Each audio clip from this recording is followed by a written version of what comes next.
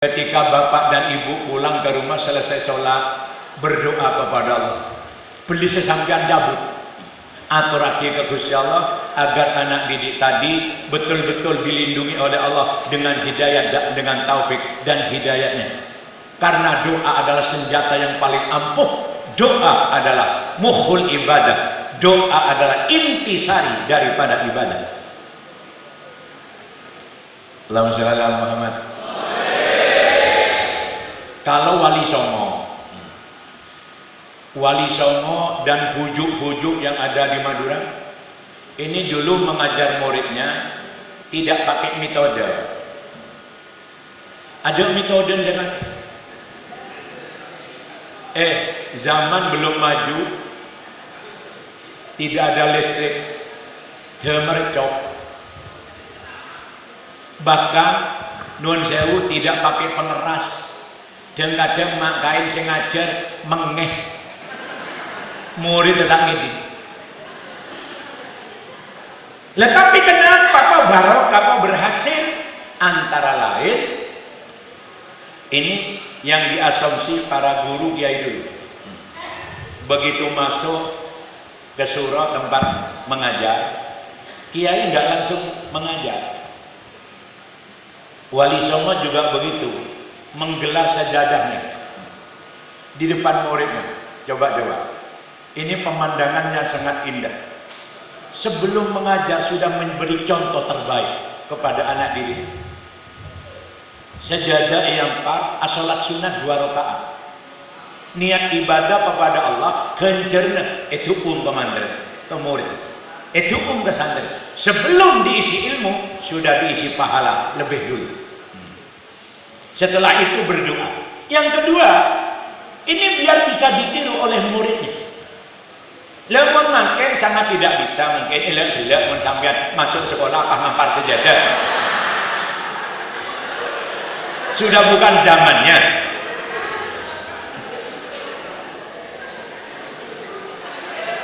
Lebih-lebih sefatan mon guru baca letak aja. Ada nyaman mon bede guru sampai makin kita baca, ada nyaman guru tangi tingkaber.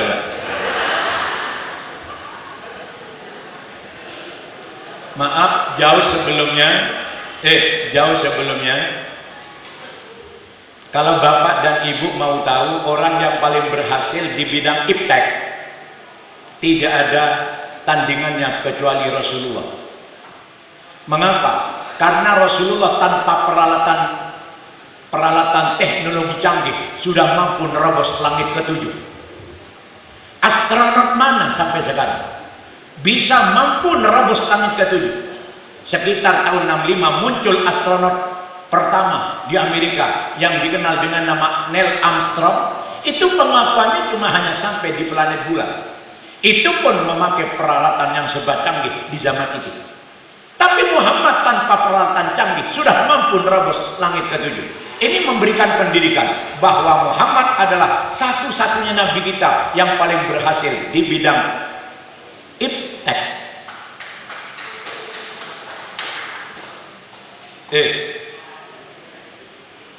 Umat Muhammad ini luar biasa. Besi disulap bisa jadi Mio, Pak, sepeda motor Mio. Besi disulap bisa menjadi Innova. Besi disulap bisa jadi pesawat. Sebelum Nabi Muhammad, paling pinter hanya Nabi Nuh membuat kapal layar, kata saya. Itu pol. Tapi umat Muhammad teknologinya canggih luar biasa. Nah, sehingga kanjeng Nabi Muhammad diberi mukjizat berupa Mi'raj. Ini hakikatnya agar Muhammad sebagai pimpinan umat di zaman akhir tidak kalah dengan umatnya. Kalau umatnya pinter di bidang ilmu teknologi canggih, Muhammad lebih dulu sudah lebih hebat daripada umatnya. Ini sebuah pendidikan. Kalau jadi pimpinan ingin berhasil harus punya kelebihan yang di atas kelebihan masyarakat. Mon pimpinan lebih budi masyarakat, delenan Pak copai di masyarakat. Lekan banyak makin orang mendatang jadi kiai. Dengan deleki ponan anan makai. Padahal ijazahnya cuma tamat sanawiyah. Lah masyarakat yang dipimpin sudah rata-rata tamat aliyah, bahkan lebih itu sudah mencicipi perguruan tinggi. Setiti pimpinan tamatan sanawiyah. Kan entok ya, Pak.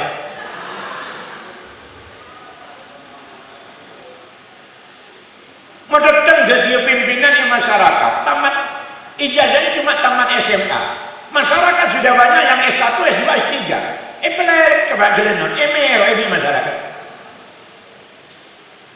Yang kedua, Nabi Muhammad tidak sekedar memberi contoh bahwa Muhammad satu-satunya manusia hamba Allah yang paling berhasil di bidang iptek. Lebih dari itu, Muhammad satu-satunya manusia yang paling berhasil di bidang imtak, iman dan takwa kepada Allah. Mengapa? Karena belum pernah ada sejarah yang mengatakan mulai dari Nabi Adam sampai umat akhir zaman, di dunia manusia yang bisa ketemu Allah di dunia tidak ada. Mulai dari Nabi Adam sampai umat akhir zaman mau ketemu Allah, kau dua detik pagi dan akhirat, mau masuk surga, Pak, mau masuk neraka lecet nyol menganyol nyari Allah, tak ketemu, haram tak ketemu. Lah, penduduk surga itu aja kepingin ketemu Allah, menunggu seminggu sekali ketika hari Jumat. Karena Allah punya kehendak untuk menampakkan adatnya di tengah-tengah penduduk surga seminggu sekali ketika hari Jumat. Betapa mulianya hari Jumat. Jajal Pak Guru ini kan ngomong apa long kula terok ning sampeyan saya tak tua salat Jumat ngajung.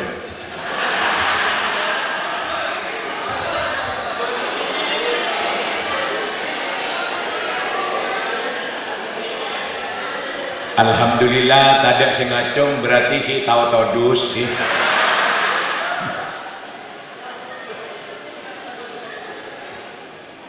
Amin. Guru harus bisa menjadi pelopor di tengah-tengah masyarakat di segala bidang. Mulai pada guru tak sholat Jumat celaka. Karena laki-laki kalau meninggalkan sholat Jumat berturut-turut 3 kali disengaja, ini kayak dicap jadi orang munafik. Ketika sudah dicap jadi orang munafik, Quran angkat bicara, innal munafiqina fid darkil asfali minan nar.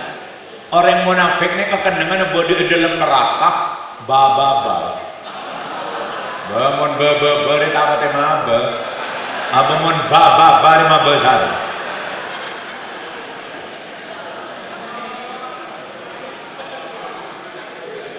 Lebur saya tak bejang Jumat ngerok gelap.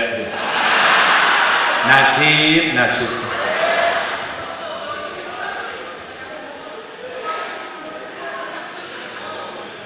Sekali lagi mulai Nabi Adam sampai umat akhir zaman tidak ada yang bisa ketemu Allah di dunia kecuali Nabi kita Muhammad melalui peristiwa Isra dan Mi'raj, khususnya Mi'raj ar-raqi ila hadratil malikil wahab hatta nazara ila jamalihi bila sitrin wala hijab. Rasulullah merobos langit ke-7, naik lagi ke Sidratil Muntaha, naik lagi ke alam rafaq, ternyata di sana ketemu adat Allah. Ketika Rasulullah melihat adat Allah, sambutan penghormatan yang keluar dari lisan Rasulullah yang paling mulia, at-tahiyyatul mubarakatus shalawatut thayyibatu lillah. Dijawab oleh Allah, assalamu alayka ayyuhan nabi. Jawaban Allah, ulu salam kepada Rasulullah, mun kanak-kanak pondok ngangkui ekap khitab, assalamu alayka. Amin. Oneng kap khitab pagi. Oneng sini kepak lelekas. Sedang sambian lambang ngaji kata mare apa pak ger aine. Sebine apal ger Allah ya. Jadi mau ditanya kiai mungkin letak oneng lancar urusan. Lah ketika salam Allah kepada Rasulullah memakai kap khitab assalamualaikum, yang berarti antara Allah dan Rasulullah tidak ada satir, tidak ada penghalang, ada lem-alem berhadapan langsung antara Allah dan Rasulullah. Inilah Muhammad, satu-satunya hamba Allah yang paling berhasil pertama kali di bidang imtak. Jauh sebelumnya Rasulullah sudah memberi pelajaran umat Islam jangan cuma bisa aweret melolot. Jangan cuma bisa aweret melolot, tapi dia sekarang bisa gabai kapal. Jangan cuma bisa gabai kapal melolot, tapi dia sekarang bisa beribadah secara istiqomah kepada Allah. Coba saya beri contoh sedikit aja. Bapak Habibie. Pak Habibie waktu itu salah satu menteri di era Presiden Soeharto, antara lain yang betul-betul menguasai di bidang iptek, ilmu pengetahuan dan teknologi, satu-satunya anak bangsa yang bisa merancang pesawat pertama kali adalah Pak Habibie. Pak Habibie benih orang barisan dia.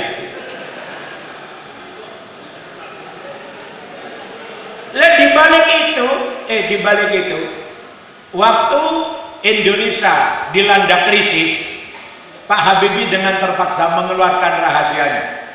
Saya mulai dulu sampai saat ini selalu berpuasa ketika hari Senin dan hari Kamis. Coba. Mun iman tak kokoh, tak kira mampu, Pak. Apa sah dan hari Senin dan hari Kamis. Cek bulan Ramadan guru nikah, alhamdulillah, sampang banyak saya tak apa sah. Apa jawab bulan lebat kalau setengah lewat, bulan oleh undangan di Karangpenan. Alhamdulillah banyak berumuka. Iya banyak orang dok sendokan biasa. Sampai sopir gula tanya, ke gula, apa? Enjan mon pasaan setan pekot. Bener karo pekot can gula kecek. Arah mah banyak yang marung loh. Arah golongan setan selocot dari pekot dah.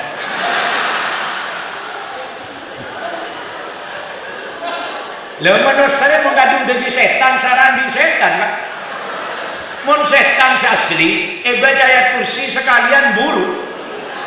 Orang sampang kadungan setan, baca ayat kursi, saya dan orang macam ya.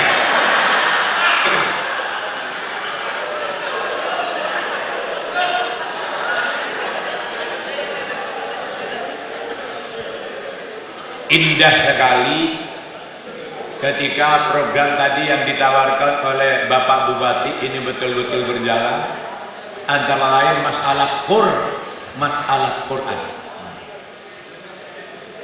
Kalau Bapak mungkin pernah mendengar berita UIN di Malang ini isu yang paling diprioritaskan anak baru yang bisa hafal Quran. Langsung gratis nih, biaya kuliah tidak ada. Yang lebih menarik lagi, Indonesia ternyata sempat melahirkan anak bangsa yang umurnya masih kecil, 7 tahun. Tapi berhasil hafal Quran, berikut 40 hadis Arba'in Nawawi. Anak kecil ini namanya Musa, lahir di Sumatera, Pak. Sumatera mana ini? Lahir di Sumatera, namanya Musa. Sumatera agak pedalaman. Tahun kemarin ikut lomba di Saudi Arabia dan di Mesir.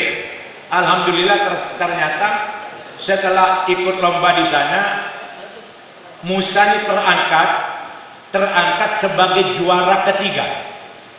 Tapi ulama-ulama luar negeri menganggap Musa ini lebih dari nomor 1. Mengapa? Umurnya masih terlalu kecil, 7 tahun.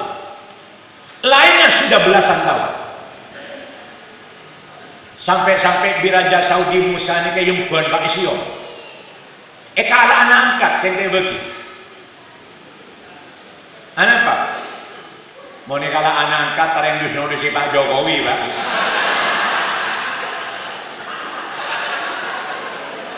Patah buta kelar beringatkan itu.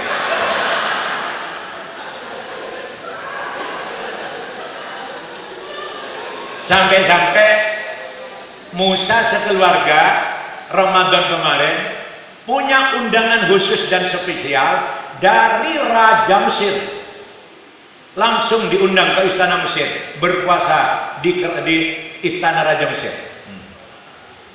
Bahkan anak kecil bahkan sudah mampu ikut serta mengharumkan nama bangsa dan negara yang besar itu. Hanya gara-gara Al-Quran. Hanya gara-gara Al-Quran. Hadiah dari Raja Mesir dengan pese sekoper. Kita aja berapa jenggotan orang itu.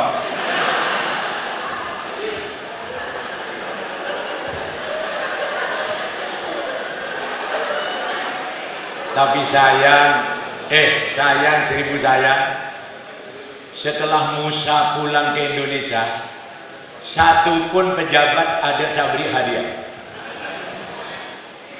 Tidak ada yang beri hadiah. Sampai ada orang yang sebelis loh. Di internet ini ada kata-kata seperti ini. Jokowi, ini Musa putra bangsa yang ikut mengharumkan nama bangsa di kancah internasional. Kok nanti beri hadiah? Akhirnya ada yang terketuk. Salah satu pengusaha di Jakarta sukses memberi hadiah Musa sekeluarga diumrohkan. Ini Quran. Zaman Pak Harto, Pak orang hafal Quran langsung hadiahnya naik haji. Di zaman Pak Harto. Mengapa Pak Harto sangat peduli dan mengerti betapa tingginya derajat Al-Quran?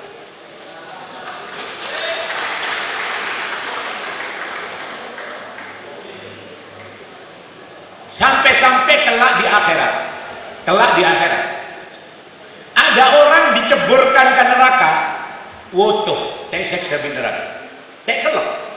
Mengapa? Neraka paling sungkan, neraka paling takut, neraka paling malu mau nyiksa orang kalau di dalam dadanya ada ayat-ayat Al-Quran.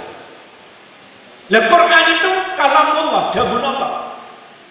Maka itu si Kanjeng Nabi, man arada ayatakallama ma Allah, barang siapa orang sampang kepingin mau ngomongan di Allah, berdialog dengan Allah, faqra'il Quran, bacalah Al-Quran. Berapa banyak sekarang rumah megah mewah, biayanya begitu besar membangun, tapi kita lihat gersang, kosong melompong, tidak ada sinar Quran. Karena di dalamnya bukan sekedar tidak ada bacaan Quran, malah berdiri nyanyi, sakitnya tuh di sini, sakitnya tuh di sini. Di mana sakit?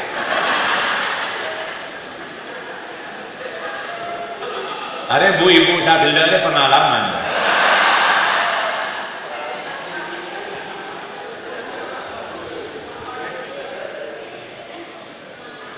Jauh sebelumnya Rasulullah sudah menginstruksikan, nawiru buyutakum bisolati wa qiraatil Quran. Umatku dek sampah, sinari rumah kalian. Pernah Roman Bangapi. Yang pertama, satu diisi sholat. Kalau biasa sholat berjamaah di masjid, di rumah jangan ketinggalan, harus ada sholat sunnah. Yang kedua, cara menyinari rumah kita adalah dengan bacaan Al-Qur'an. Kula tak oneng maca Quran dia, pateh hali balik, cereng pateh hari pujun Quran, leku ganggu baca sehari semalam ngalak 10.000. Bayaran pasti tak kena yokom dia. Masih ngecapu telepon.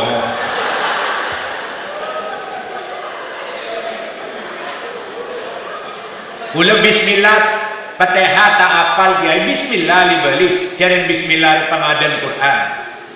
Kula tak oneng macam bismillah dia, ya mati hei. Ada pidato tak omes ya.